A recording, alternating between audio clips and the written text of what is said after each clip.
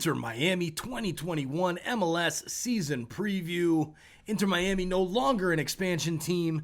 Last season, 10th in the Eastern Conference, 24 points, negative 10 goal differential, lost in the opening round of the playoffs to Nashville, their fellow expansion foes. And not a good season for Miami by their standards. Got rid of the coach, redoing some things, bringing some more players in, moving some pieces around. Not good enough for David Beckham and that ownership group in Miami last season. So thanks for joining. My name is Mike Guglielmi, your host, Sons of a Pitch, an American soccer podcast. We're going to talk about off-season ins and outs. We're going to talk about designated players. We're going to talk about the coach, predictions, the most important thing, predictions, end of the show. Make sure you stay tuned for that one. I'll let you know how I think Miami's going to pull it off this season. And as well, hit that subscribe button down below. Turn on that notification bell as well so you don't miss any of our awesome American soccer content. And please, please, please, please hit that like button down below. Help this stream grow and get in. The YouTube algorithm really looks at likes, and we need your help to continue to grow into one of the biggest podcast and American soccer groups around. So hit that like button. Thanks for that. All right, off-season ins and outs. Players in: Felipe Valencia, a homegrown; Patrick Segrist, a trade from Red Bulls of New York; Edison Azcona, a homegrown player; Ian Frey, as well, a homegrown; goalkeeper Dylan Castanera, signed from Fort Lauderdale CF of USL; Josh Penn, their Super Draft selection; Ryan Shawcross; Gregore, a transfer from Esporte Club Bahia; and Jovan Jones from a free agent as well. Kelvin Leerdam is on, not listed on this list here, but talks that he is in camp with Inter Miami. Now, some of the players out. Ben Sweat gets drafted by Austin FC. Ben Sweat, apparently, if you're not an expansion team anymore, he can't play for you. Andres Reyes had his option declined. Mikey Ambrose, option declined and signed back with Atlanta United. Juan Aguadelo, Jerome Kieswetter, David Norman Jr., Alvis Powell, all had their options declined. Luis Robles had his option declined and retired. Denso Ulisi, option declined. Will Trapp out of contract as well. AJ De La Garza out of contract. So lots of movement from Atlanta. A lot more players out than players in.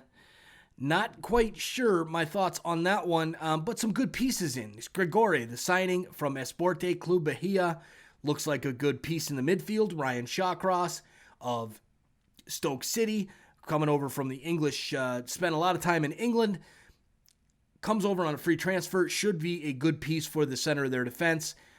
Jovan Jones, Kelvin Leerdam, strong MLS vets with a lot of winning pedigree. So good moves there. Some of the players out, guys that didn't produce, really.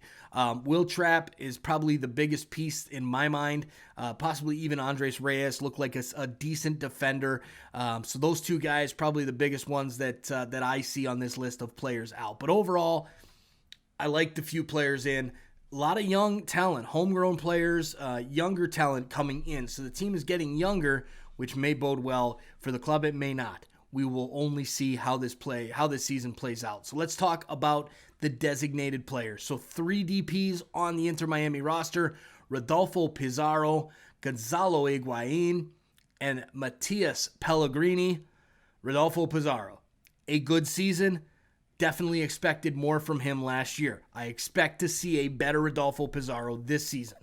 He did okay last year, but from how he was doing in Monterrey, how he had played at Chivas in Liga MX, I expect him to be lights out in MLS. And maybe this is the season. This was his transition season into MLS from Liga MX with the expansion team. Didn't have a ton of pieces around him. Maybe this is the year that he blows up. I could see it happening. Pizarro is a hell of a player.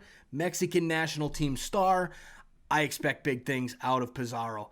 Now, Gonzalo Iguain. A lot of question marks around him if he's in retirement mode. This year's crucial to him.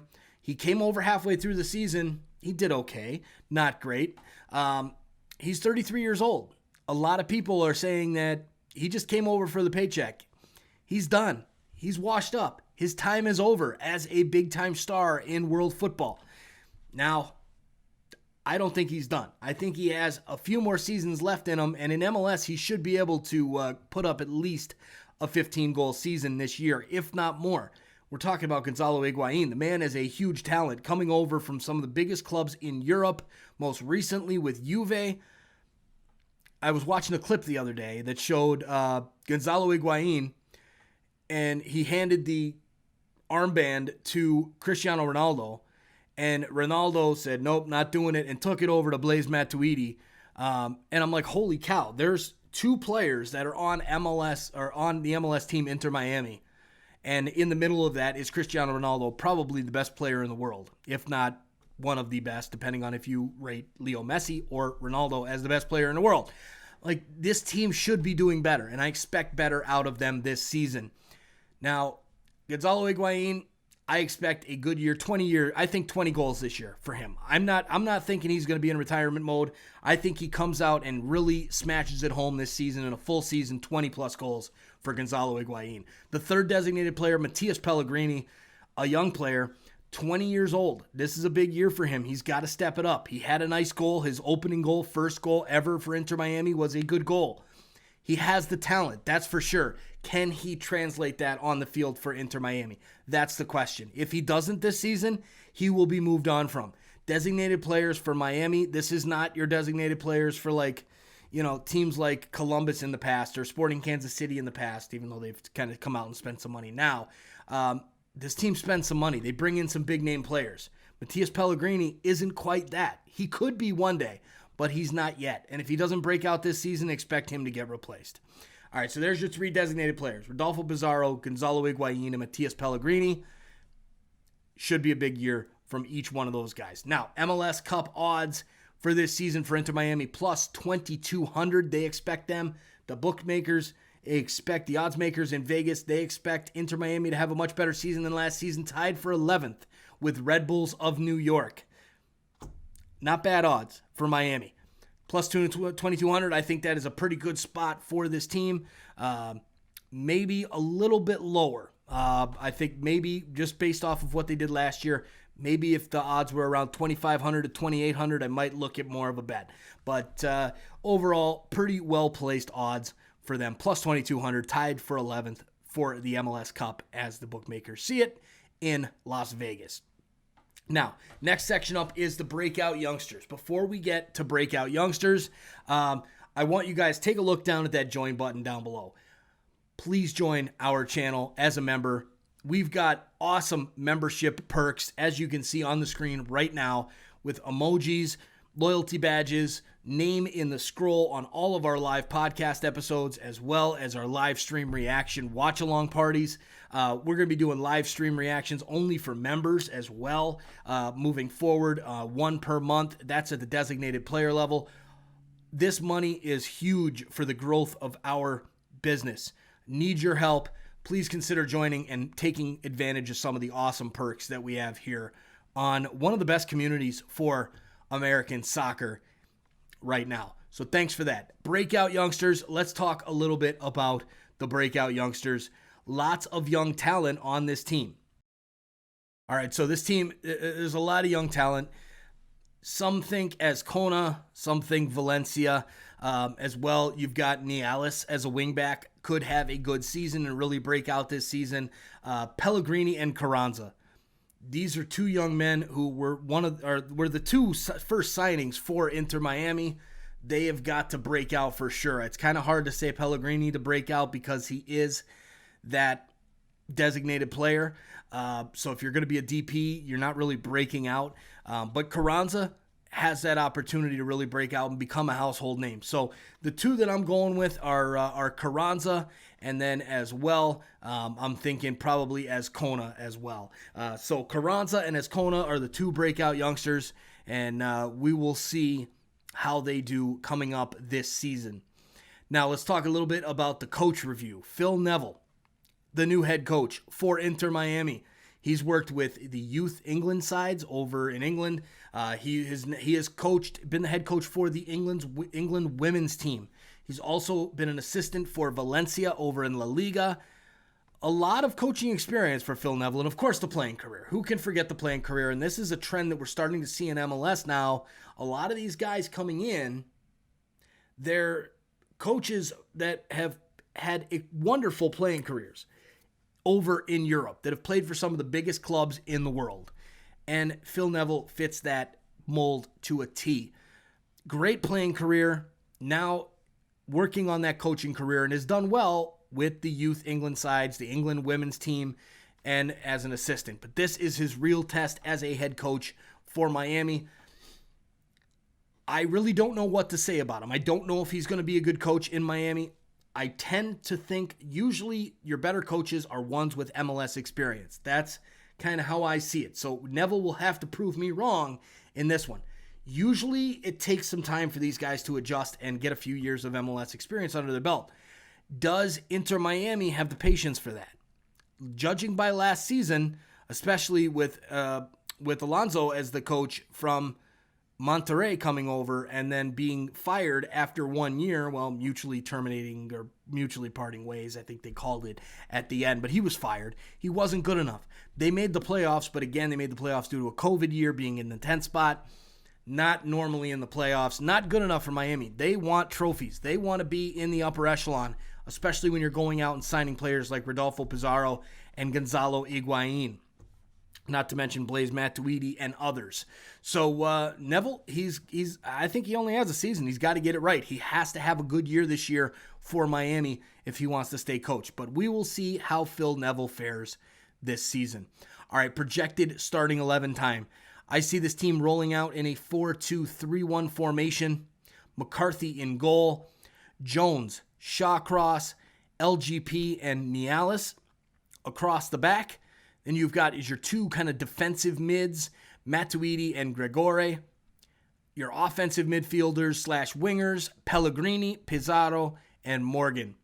With who else but Iguain up top.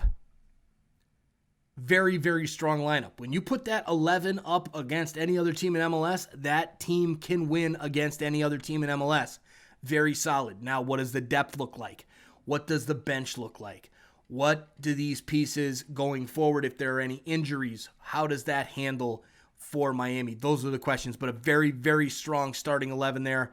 McCarthy in goal, Jovan Jones, Shawcross, Leandro Gonzalez, Perez, and Nialis across the back. Blaise Matuidi, a World Cup winner. Gregore, the new signing. Pellegrini, Pizarro, Lewis Morgan, the team MVP from last year. And Gonzalo Iguain. That is a very, very strong starting 11. All right, so moving down to the most important player. This is the guy where it all rides on for this team. If this guy does extremely well, the team will do extremely well. If he does not do well, it's not going to bode well for the team. So I think that most important player is none other than Gonzalo Iguain. If he has a good season, then it will bode well for Miami. If he scores 20 goals, Miami's a playoff team, guaranteed. If he does not have a good season, if he only scores 8 to 10 goals, which is a bad season for Iguain's case, it's not going to be a great year for Miami, and they'll be fighting for one of those last playoff spots. So for me, the most important player, hands down, Gonzalo Iguain, the big signing. He's the big name on this team. He has to produce. He has to be the back that this team rides on into the playoffs. So Gonzalo Iguain, it's up to you this season, my most important player. All right, lastly, before we get to predictions, first game and date and opponent. March 18th, the Sunday afternoon, they're hosting the LA Galaxy. Yes, that game that was supposed to be at Fort Lauderdale Stadium there. That game will finally now be played. It will be the first game of the regular season in the 2021 season. And LA Galaxy, big-time opponent. This is going to be a very good game. The Galaxy in kind of a rebuild, an expansion, coming off the expansion year. Inter Miami should be a hell of a game. Excited for this one. I think Miami can do well. I think they can beat the Galaxy on the road. The Galaxy are going to take some time to get put together by Greg Vanney, so I like the chances for Inter Miami to win their first game at home on March 18th against the Galaxy. All right, lastly, predictions. This is what we've all been waiting for. How do I think the team is going to do? Well, before I get to that, guys, smash that subscribe button and that like button down below. Turn on that notification bell as well so you don't miss any of our awesome American soccer content. And there you go. Ceiling, 4th in the East. That's what I think. I think this team could host a playoff game if all goes well. That's the best case scenario for me. As far as a worst case scenario, the floor, lots of injuries, things don't seem to go well. The coach isn't doing a good job. I see this team fighting for a playoff spot and being in 8th, just missing out on the playoffs. I think this is a playoff team. I'm about 95% sure Miami is a playoff team. Now, we will see how the season goes, but those are my predictions there. Ceiling is 4th in the East, hosting a playoff game. Floor is just missing out on the playoffs. Inter Miami, good luck this season. Hope you have a great season. A hell of a fan base down there in Miami. Really excited to see that place when it's full and ready to go and rocking. Good luck this year, and we will see you on the next Sons of a Pitch and American Soccer podcast show.